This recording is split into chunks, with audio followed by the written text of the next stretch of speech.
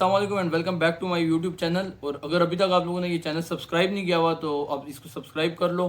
तकरीबन हमारे 860 के करीब हमारे सब्सक्राइबर्स हो गए और इंशाल्लाह हम लोगों ने 14 अगस्त तक 1000 सब्सक्राइबर करवाने हैं।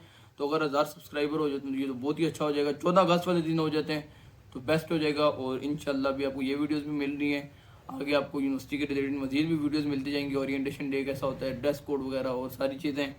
उसके बाद यूनिवर्सिटी जाके हम लोग इंशाल्लाह व्लॉग्स भी शुरू कर लेंगे।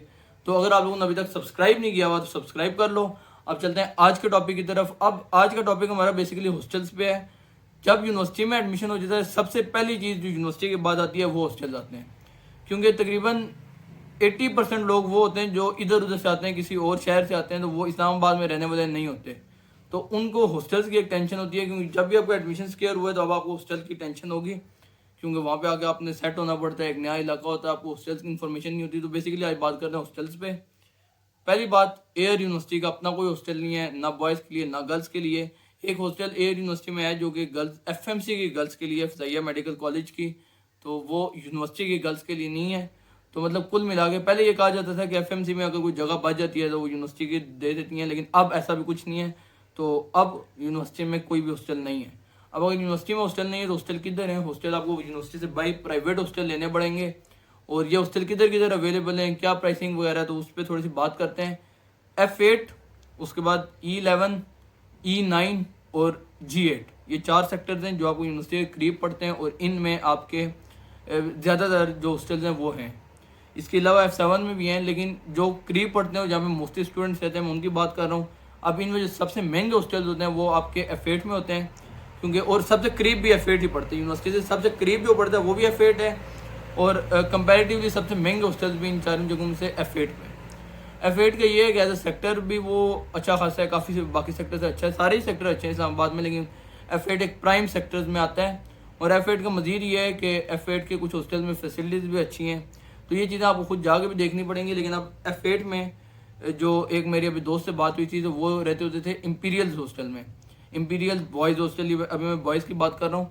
तो वो लास्ट टाइम वो कह था 23 के हम लोग पे कर रहे थे 4 सीटर रूम के, जहाँ पे वॉशरूम इंक्लूडेड था, लॉन्ड्री इंक्लूडेड है, नेट है और आपको खाना वगैरह, ठीक है। तो अच्छा रूम है, मैं उनके रूम में गया हूँ तो उधर ये है कि उनकी बालकनी भी है, लेकिन वो आपको इस तरह नहीं है कि आपको मिलेगी मिलेगी, वो बाई लक उनकी है, बाई चांस है। तो बाकी उधर जो है उधर ये रेट चल रहा है 23,000। तो अभी आपने जहन में रखना है कि शायद 1000-2000 ऊपर भी हो जाए। तो ये चीज़ें आपने जहन में रखनी है, हो सकता है आप इतने भी आपको मिल जाए। तो लास्ट टाइम जब वो था 23 वो दे रहा था।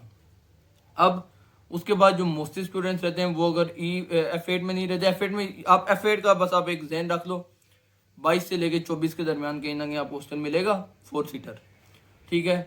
और अब बात करते हैं अगर हम लोग E11 की, तो E11 में ये है कि उधर भी मेरी एक लड़के से बात हुई है। एक हॉस्टल था IBH बॉयज़ हॉस्टल है कोई, तो वहाँ पे 15,000 वो दोस्त मेरे एक दे रहा था 4 सीटर रूम का। उसमें खाना इंक्लूडेड है आपको 2 टाइम का, अभी लॉन्ड्री वगैरह है, इंटरनेट है, एसी जिधर भी आपको लेना पड़ेगा एसी की अलग आपको पेमेंट करनी पड़ती है। वहाँ पे या तो वो सब मीटर लगा देते हैं या वो आपको यूनिट्स पे चार्ज करते हैं, चेक मीटर लगा देते हैं। तो एसी जिधर भी है वो आपको अलग से अवेल करना पड़ेगा। तो ये चीज़ें जो भी हैं एसी के अलावा हैं, ठीक है। तो वो 15,000 वो मुझे यही बता रहा था कि शुरू में सारे ज़्यादा आपसे पैसे मांगेंगे, तो आपने थोड़ा बार्गेन करना है तो वो कम हो जाते हैं, लेकिन अभी ये बढ़ भी सकते हैं। तो थोड़ा सा ये आपने ध्यान में रखना है। उसके बाद एक और मज़ीद चीज़ है, वो ये है कि E11 जो है वो कंपैरेटिवली सस्ता है, थोड़ा सा दूर है, लेकिन E11 में भी हॉस्टल्स बहुत अच्छे हैं। आपने अगर जाना है तो मेरी यही रिकमेंडेशन होगी, या तो आप F8 जाओ या आप E11 जाओ। एयर यूनिवर्सिटी बैरिया के NDU के मोस्टली स्टूडेंट्स इधर ही रहते हैं। जहाँ तक बात है G8 वाले हॉस्टल्स की, वो हॉस्टल्स मैंने खुद विजिट किए हैं, तो वो मुझे कोई इतने ज़्यादा पसंद नहीं आए। वो थोड़े से सस्ते भी होते हैं, लेकिन वो थोड़ा सा एक तो आउट हो जाते हैं, और वो उधर इतनी फैसिलिटीज़ नहीं है जो मैंने देखा। शायद इतने अच्छे हॉस्टल्स भी होंगे, लेकिन मुझे वो कोई इतने इम्प्रेसिव नहीं लगे। अब मज़ीद बात यह है हॉस्टल्स की कि इधर आपको एक और चीज़ देखनी है कि आप पे वो कॉन्ट्रैक्ट भी करते हैं। कहीं में 6 महीने का कॉन्ट्रैक्ट है, कहीं में सेमेस्टर वाइज चलते हैं, कहीं में ऐसा करते हैं कि आपसे 1 महीने की पेमेंट ले लेते हैं, साथ आपकी सिक्योरिटी फीस ले लेते हैं। तो ये चीज़ें आपको साथ साथ देखनी पड़ेंगी। तो उसके बाद मज़ीद चीज़ ये है कि आपको एक और भी मेरे दोस्त आते हैं, ये जो E11 वाले हॉस्टल हैं वो कहीं ना कहीं आपको ट्रांसपोर्ट भी देते हैं। तो ट्रांसपोर्ट की आपको बात उनसे पहले करनी पड़ेगी कि क्या इसमें हमारी ट्रांसपोर्ट इंक्लूडेड है या नहीं है, क्योंकि ये चीज़ें आपको पहले क्लियर करनी होती है, वरना वो बाद में आपसे ट्रांसपोर्ट के अलग पैसे मांगते हैं। तो मतलब अगर आपने रफली एस्टिमेट लगाना है ना, तो जो एफेड वाले हॉस्टल्स हैं वो 22, 24, 25 इसकी रेंज में होंगे, 20 से 25 की, 20 तो नहीं, वैसे आप कह सकते हो, आप डिपेंड करता है आप कितना सीटर ले रहे हो। 3 सीटर की इससे भी ज़्यादा प्राइस होगी, 2 सीटर की और ज़्यादा होगी, तो वो आप थोड़ा सा देख सकते हो। अब गर्ल्स की जहाँ तक बात आती है, गर्ल्स के भी हॉस्टल इसी तरह, जिस तरह बॉयज़ के हैं इसी तरह गर्ल्स के भी हैं। गर्ल्स का मेरा एक दोस्त है, तो उससे मैंने पूछा था, वो बता रहे थे कि बैतुल हरीम शायद एक है एफेड में, तो लास्ट टाइम वो पे कर रही थी 23.5, तो मतलब वही 23,000 है, वो 3 सीटर रूम था। लेकिन उसमें यह था कि वो कह रहे थे कि इधर 1 साल का कॉन्ट्रैक्ट होता है, अब शायद ये कॉन्ट्रैक्ट ऐसा करेंगे कि 6 महीने का कॉन्ट्रैक्ट हो। तो ये चीज़ें आपको देखनी पड़ती हैं, क्योंकि जब बीच में समर आते हैं, जब छुट्टियाँ आती हैं, तो हॉस्टल वालों की कोशिश होती है कि समर के भी पैसे पैसे बच्चों से लिए जाएँ। ठीक है, तो ये आपको एक चीज़ क्लियर कर लेनी है पहले ही।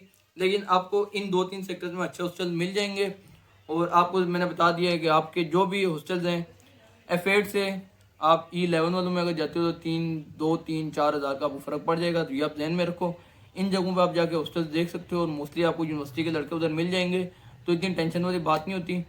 और बस that's it for this video. अभी तक अगर आपने सब्सक्राइब नहीं किया, सब्सक्राइब कर लो। इंशाल्लाह फिर अगली वीडियो बनाएंगे कभी ड्रेस कोड पे भी। तो दैट्स इट, इंशाल्लाह मिलते हैं नेक्स्ट वीडियो में। टेक केयर, अल्लाह हाफिज़।